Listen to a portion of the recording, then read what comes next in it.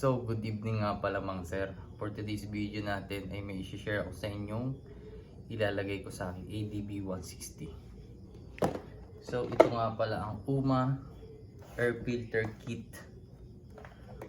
for Honda Vario 160, ADB 160 and PCX 160. Grabe, napakaganda ng packaging niya mga sir. So, syempre, i-check natin na sa loob.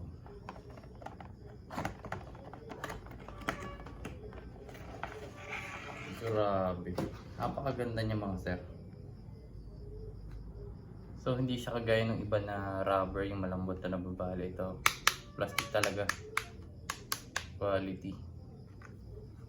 So shout out nga pala sa UMA Racing. So kita nyo naman yung screen nya. Kung titingnan nyo, hindi ko lang sure kung kita nyo, napakaganda nung foam nya. Grabe. Mas malaki nga pala yung tawag dito. Itong part na to para makahinga ng ayos ang makahigop ng hangin yung mga ADB 160 nyo. So use for racing at saka pang daily. So ito nga pala ay detachable mga sir. Tanggalin natin. So sa pagtatanggal nga pala, higitin nyo lang tong part na to. So dahan-dahan lang para hindi siya masira. Itong nasa gilid, yan o. Higitin nyo lang to, then matatanggal na siya. Tapos ito na yung kanyang foam. Yan o, kita nyo naman. Quality. Then ito yung kanyang screen. Yan o. So pag dumumi, lalaban nyo lang. So para saan ang ilalagay kong sabon, yung kahit liquid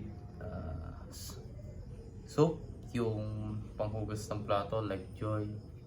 So bahala na kayo kung ano panghugas nyo.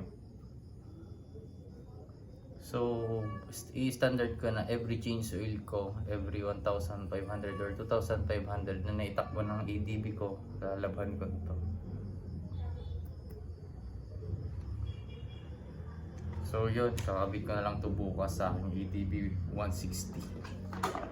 So ang kasama nga pala ng filter ay itong UMA Racing na sticker, then may manual siya, talagang legit na legit.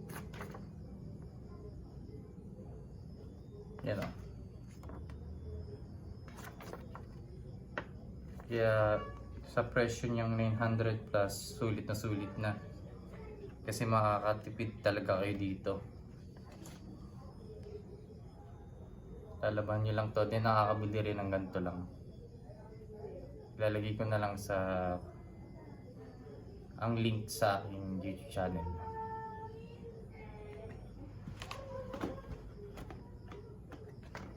Ito nga pala nakalagay mga sir. Washable and replaceable filters, interchangeable single and dual filters, wider surface area to optimize airflow, user friendly, cost efficient.